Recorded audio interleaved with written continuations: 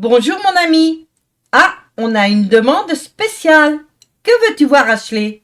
J'aimerais voir la coccinelle. Aujourd'hui, donc, on va parler d'un petit insecte rouge et noir que tout le monde connaît, la coccinelle à 7 points. Mais sais-tu pourquoi elle a ces jolies couleurs? Pourquoi on dit qu'elle porte bonheur? Et surtout, pourquoi elle est si utile pour nos jardins? Dans cette vidéo, je t'explique tout sur ce petit insecte malin. C'est parti!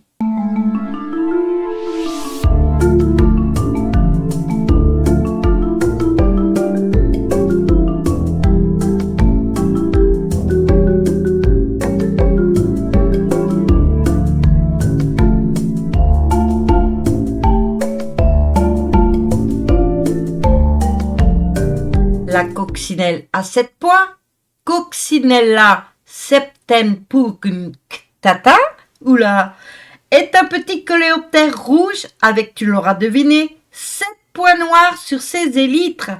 Ce sont ses ailes dures, les élytres. Elles mesurent entre 5 et 8 mm, soit à peu près la taille d'un petit ongle. On la trouve partout en Europe, dans les jardins, les champs et les forêts. Elle adore les endroits où il y a des plantes et des pucerons, parce que c'est son plat préféré. Elle a quel âge ta coccinelle? 7 ans. Ah oui, moi aussi j'ai joué à compter les points sur les coccinelles lorsque j'étais petite. En fait, les points ce n'est pas son âge, c'est selon l'espèce. Il existe environ 6000 espèces de coccinelles dans le monde. Je t'en montre quelques-unes. La coccinelle a 2 points. Elle est rouge avec 2 points noirs et parfois noire avec 2 points rouges. Il y a la coccinelle asiatique avec différents coloris et 2 points. Elle est invasive et peut concurrencer nos coccinelles locales. La coccinelle a 10 points.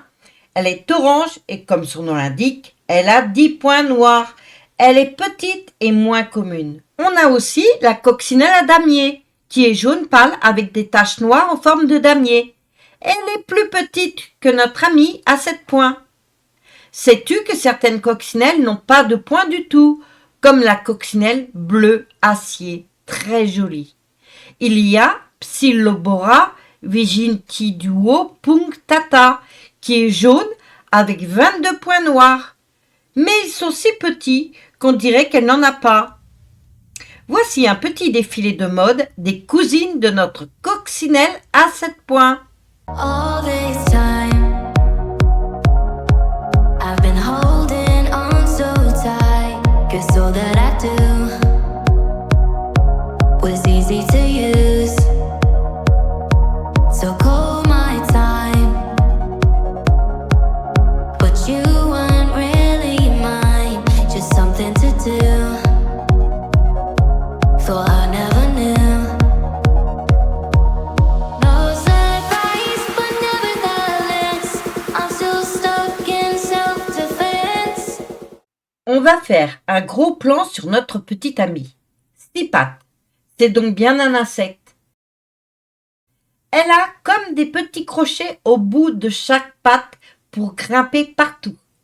Ses élytres sont rouges, avec chacun 3 points noirs et 1 point supplémentaire en haut, à cheval sur ses élytres, ce qui fait bien 7. Il y a, comme tu le vois, 2 petites taches blanches de chaque côté du point noir seul, 2 taches sur le haut de son prothorax et 2 minuscules taches également blanches derrière chaque œil. La coccinelle possède 2 petites antennes. Les ailes qui servent à voler, oui, elles volent, sont cachées sous les élytres. Elles sont transparentes et fragiles. Regarde, elles s'envolent. We were sparks on quiet streets, 2 hearts finding where to meet. But life pulled us apart, left me talking to the dark. If I called you tonight, would it feel the same? Or have we both moved on to different names? Distinguer un mâle d'une femelle chez la coccinelle, c'est un peu comme chercher une aiguille dans une botte de foin. La femelle est généralement plus grande et plus ronde, car elle doit porter les œufs. Si tu retournes délicatement une coccinelle, la femelle a un ventre plus lisse et légèrement bombé. Le mâle a une petite ligne sombre au milieu du ventre. Bon, il faut une loupe, hein. Celle-là, on dirait bien une fille. Et celle-là aussi. Je crois que je n'ai pas trouvé de garçon. Tant pis. T'as vu? Elle fait sa petite toilette en se frottant les pattes l'une contre l'autre.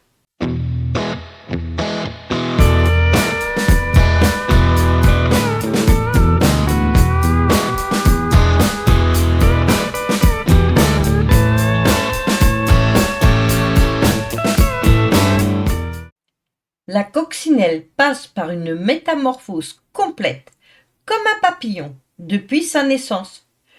On va voir ça de plus près. La femelle pond des œufs jaunes ou oranges, souvent sous les feuilles des plantes, près des colonies de pucerons. Elle peut pondre jusqu'à 1000 œufs en une saison. Elle les pond par petits groupes, sous chaque feuille.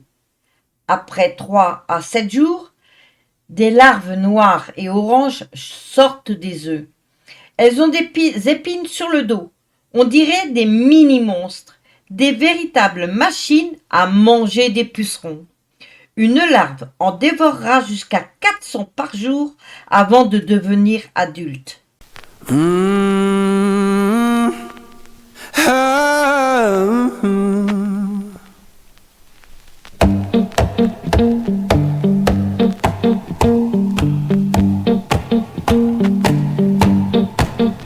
Well, I saddled up my shoes, headed out at dawn.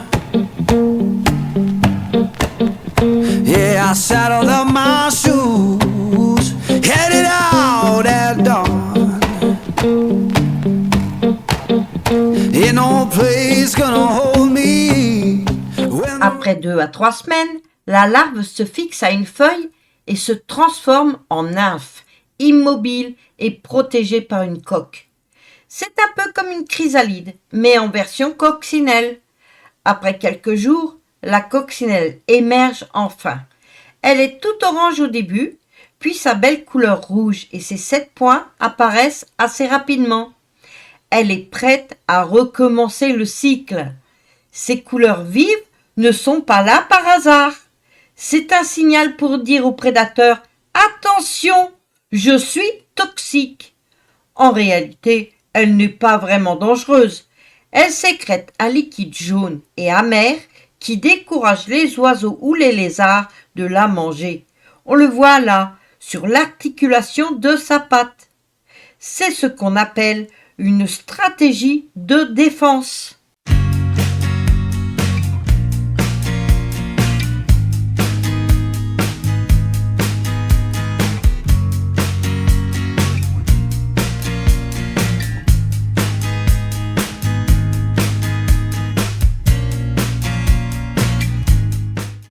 En automne, quand les jours raccourcissent et que les températures baissent, les coccinelles cherchent un abri pour hiberner.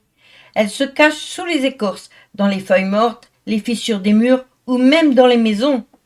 Elles hibernent en groupe, parfois par centaines, pour se réchauffer mutuellement. Pendant ce sommeil, leur métabolisme ralentit et elles vivent grâce à leurs réserves. Au printemps, elles se réveillent et repartent à la chasse aux pucerons. Si tu en trouves chez toi en hiver, place-les doucement dans un endroit frais et abrité, comme un garage ou une cave. Elles repartiront au printemps.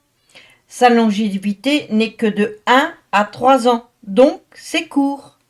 La coccinelle est une super héroïne pour les plantes. Une seule coccinelle peut manger jusqu'à 100 pucerons par jour et 400 lorsqu'elle est une larve. Les pucerons, ce sont ces petits insectes verts ou noirs qui sucent la sève des plantes et les affaiblissent. Grâce à la coccinelle, pas besoin de produits chimiques. Elle nettoie naturellement nos jardins. C'est pourquoi on l'appelle un insecte auxiliaire. Sais-tu que des agriculteurs achètent parfois des larves de coccinelle pour les lâcher dans leurs serres? C'est une méthode 100% naturelle pour protéger les cultures. Même si la coccinelle est bien protégée par ses couleurs, elle a quelques ennemis. Certains oiseaux, comme les mésanges ou les moineaux, apprennent à la reconnaître et évitent de la manger à cause de son goût amer. Mais il y en a d'autres qui essayeront. Les lézards et les grenouilles peuvent en attraper si l'occasion se présente. Les araignées et les fourmis s'attaquent surtout aux larves ou aux œufs plus vulnérables. Certaines guêpes parasitoïdes pondent leurs œufs dans les larves de coccinelles, ce qui les tue de l'intérieur. La nature est parfois cruelle, mais le vrai danger pour la coccinelle, c'est l'homme, les pesticides, la disparition des haies et des fleurs sauvages.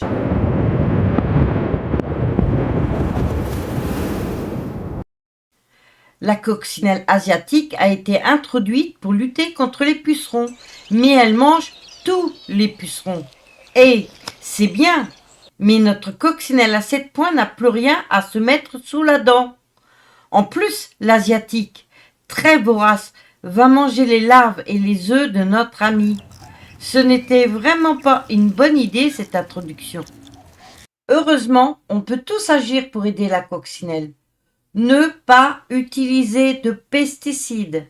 Planter des fleurs comme les capucines ou les soucis. Elles attirent les coccinelles. Laisse un petit bout de ton jardin sauvage avec des feuilles mortes et des branches pour qu'elles hibernent. Avec des planchettes et des tiges creuses, des bouts d'écorce, tu peux fabriquer un hôtel à insectes. Si tu veux acheter des coccinelles, prends des européennes, surtout pas les asiatiques. Dans beaucoup de cultures, la coccinelle est un symbole de chance. Au Moyen-Âge, on croyait qu'elle protégeait les récoltes. Aujourd'hui, si une coccinelle se pose sur toi, c'est un signe de bonheur. Et on fait un vœu lorsqu'elle s'envole à nouveau. Peut-être parce qu'elle nous rappelle que la nature est bien faite et qu'elle nous aide sans qu'on s'en rende vraiment compte. Des peintres, comme Vincent van Gogh ou des illustrateurs de livres pour enfants, ont souvent représenté des coccinelles pour symboliser la nature et la douceur. Ah, mais il y a aussi la belle voiture culte de Volkswagen, la coccinelle, tout arrondie, magnifique. Alors, tu savais tout ça sur la coccinelle? C'est incroyable, comme si un si petit insecte peut être si utile, n'est-ce pas? Même moi qui ai peur des insectes, je la trouve très jolie. Je remercie ceux d'entre vous qui m'avaient envoyé dessins, photos et vidéos. C'est très sympa. N'hésite pas à m'envoyer ton chef-d'œuvre sur ton animal favori. Bisous tout plein à Micha, Maria, Oleg, Lynn, Mia, Yuna, Fanny et Marion, Ashley et Emma. Prochain défi, dessine ou fabrique-moi une licorne ou un lémurien makikata. Tu sais, celui qui a la queue rayée noire et blanche. Si cette vidéo t'a plu, n'oublie pas de liker, partager et t'abonner pour plus de découvertes sur la nature. T'en as déjà vu une coccinelle dans ton jardin? Raconte-moi, j'adore les anecdotes. À bientôt mon ami, et n'oublie pas que la nature est précieuse. Rolling thunder, calling down my name. Why don't you hear me wonder? Ooh, ooh.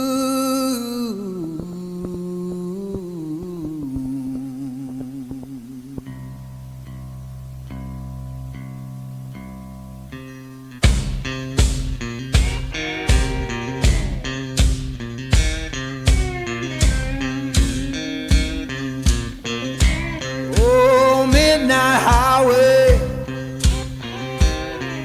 shining just like sin. Why don't you